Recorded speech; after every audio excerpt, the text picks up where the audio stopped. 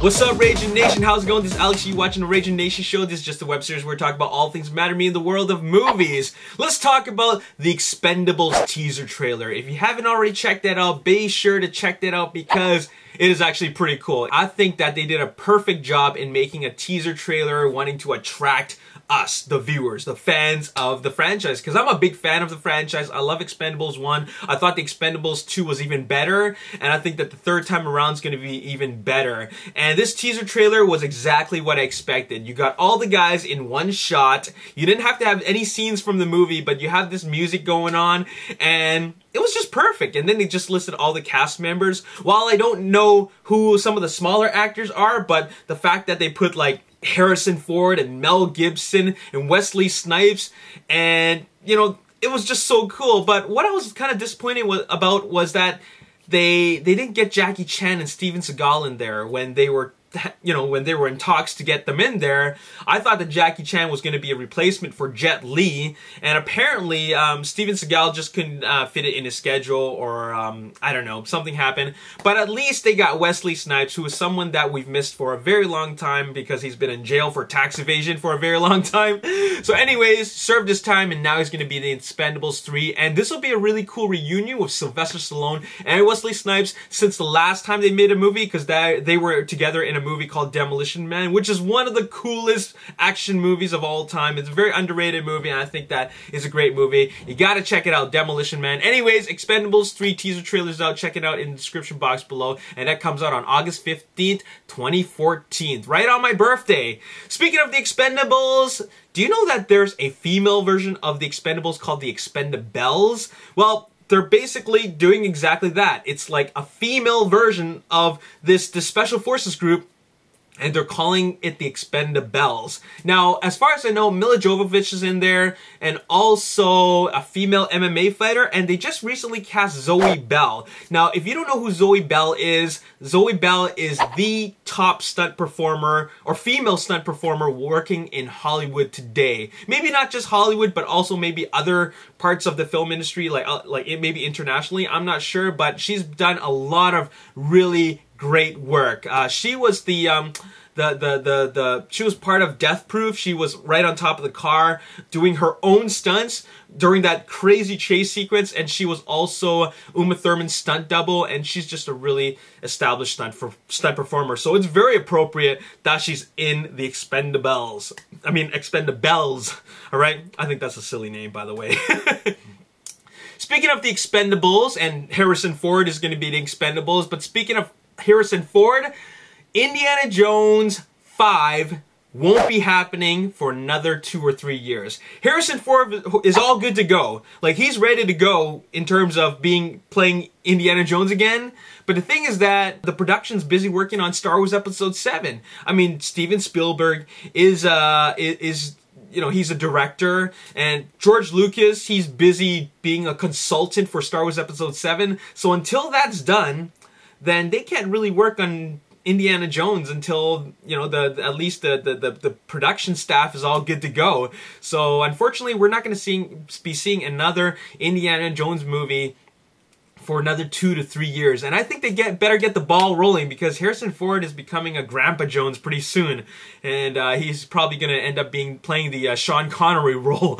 So there you have it. That's what's up with Indiana Jones 5. Now we got to talk about comic book news, because we got to talk about Batman versus Superman, or Superman versus Batman, or at the end of the day, it's Man of Steel 2, and you already know that Wonder Woman's probably going to show up. Batman's in it for sure, possibly Nightwing, but it is time that they are going to cast the villain.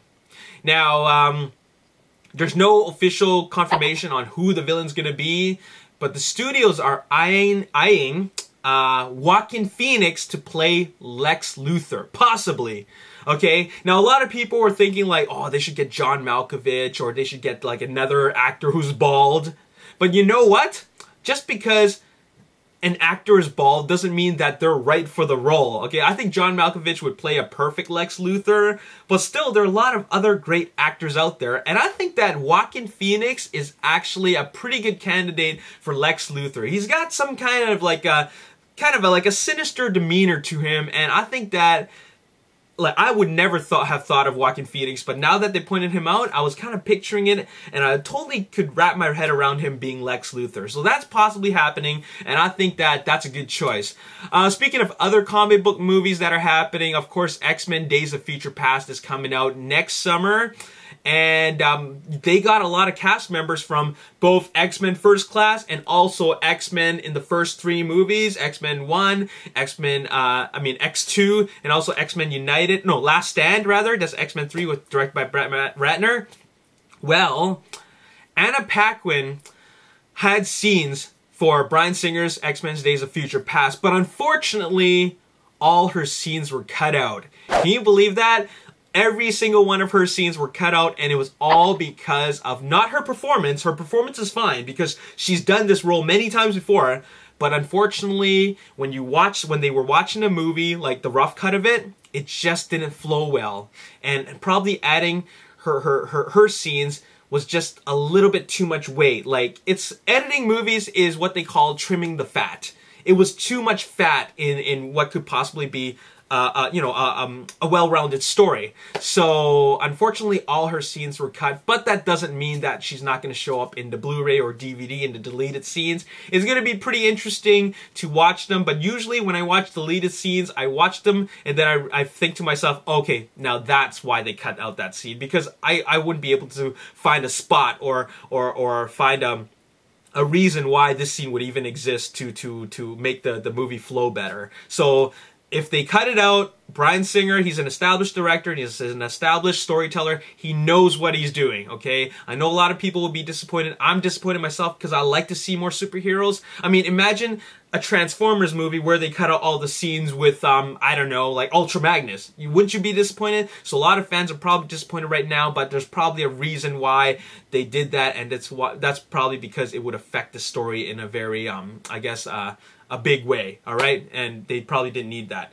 Just to keep the movie flowing, all right?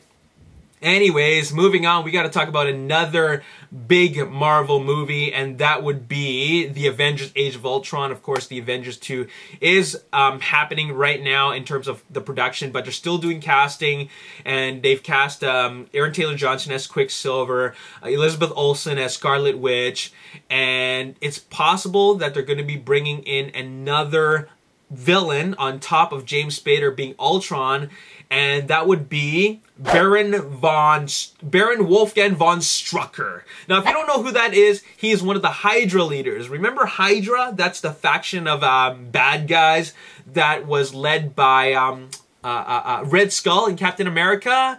Well, looks like he may be part of the lineup as bad guys in Avengers Age of Ultron. Now, if you don't know who he is, he's got superhuman healing powers, and his blood contains some kind of like toxin that if he is killed, it will release the toxin all over the world like a freaking like a poisonous bomb.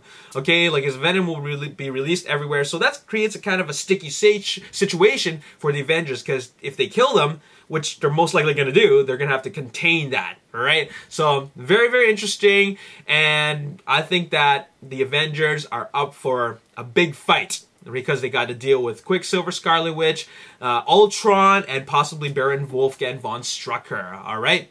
Now, we got to move on and talk about Guardians of the Galaxy. There hasn't been a whole lot of talk about Guardians of the Galaxy because it's just one of those movies which is, it's so sci-fi that most of the stuff is going to be done all in CG, which is possibly true because I mean, look at the characters. They're all aliens and talking animals and all that stuff. Well, there's another addition to the gang, and I'm not too familiar with the whole lineup of Galaxy of the Guardians and the whole story behind it, but Marvel was always interested in getting Vin Diesel to be a part of Guardians of the Galaxy, and we're not sure why, but it's officially confirmed that that Vin Diesel will be playing Groot in Guardians of the Galaxy. If you don't know who Groot is, he's that walking, talking tree, and it's all going to be CG. So I'm curious if I know he's going to be doing the voice, but I'm wondering if he's going to be doing some motion capture.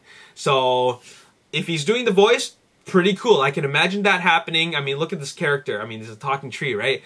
But if he's going to be doing the motion capture, that's going to be cool. I mean, cool too, because you know that that's Vin Diesel's performance.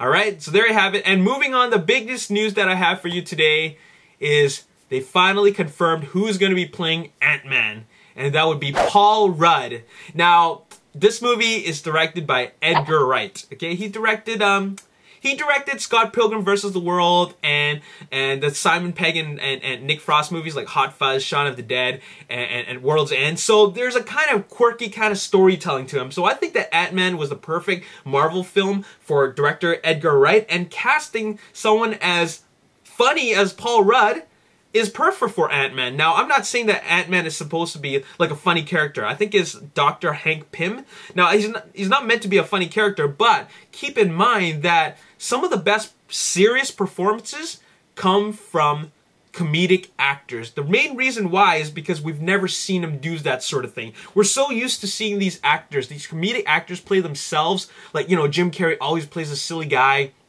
Paul Rudd always plays the passive nice guy who always gets into a lot of trouble. You know, he's kind of quirky, right? Ben Stiller's the same type of thing, but when they do a serious role, it's out of their comfort zone and something different, and because of that, we really admire their performance. So I see it the same way when Paul Rudd is going to be playing Hank Pym, you know, Ant-Man. So I'm really looking forward to that. I was totally rooting for Paul Rudd to be Ant-Man, and my dream has come true, and I'm really happy about that. So there you have it. What do you guys think about Paul Rudd playing Ant-Man? I mean, really think about what this performance is going to be like. I mean, if he's going to play it serious, that's something to really look forward to, because you know, Edgar Wright, really solid director. He's really into that comic book style storytelling, so I think he's gonna do the character justice. And there you have it. I talked about a lot of stuff, but we got to talk about it a little more between you and me. So let me know in the comment section below about any of the stuff that I talked about. Obviously, a lot of big Marvel productions going on, so let's focus on a little bit of discussion on that. So there you have it. As always, if you enjoyed this video, hit the like button, subscribe to the YouTube channel, like me on Facebook, The Ragin Nation. Also follow me on Twitter at Ragin Nation. My name is Alex, and thanks for watching. I'll see you next time. Peace. So, but everything did get delayed, but now they have to rework everybody's schedule back into this, because this is an all-star cast, okay? Vin Diesel, Dwayne Johnson,